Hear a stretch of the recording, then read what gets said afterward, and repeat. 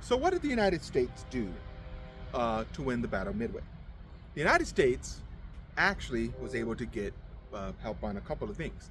One, radio radio waves were always intercepted. They were always intercepted, and so the United States and Japanese would have to speak in code quite a bit in order to make sure that the enemies did not immediately get like their commands and their strategies. So they would speak in code, and it'd be up to the opposition to break these codes, because there was no such thing as encrypted communication at the time. Radar airwaves were going to be constantly intercepted. The United States, though, had an ace in their hole that is actually quite innovative, and it's actually quite brilliant. So the United States were able to recruit quite a few Navajo soldiers. So these are Native Americans from the Navajo tribe, and they fought for the United States Army. And so what they did is that these Navajo communicators, they would actually talk to each other in their native Navajo language.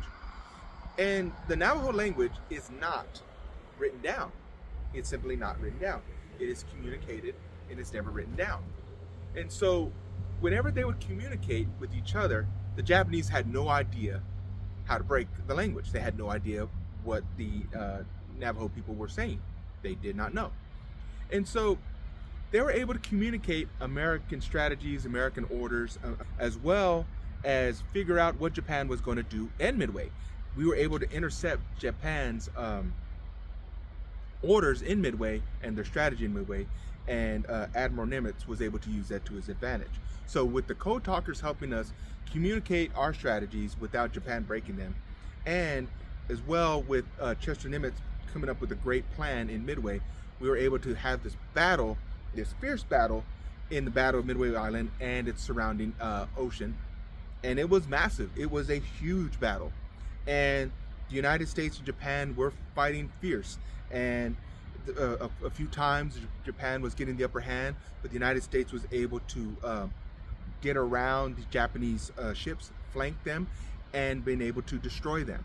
And the Japanese Navy got decimated in the Battle of Midway, and they could not recover.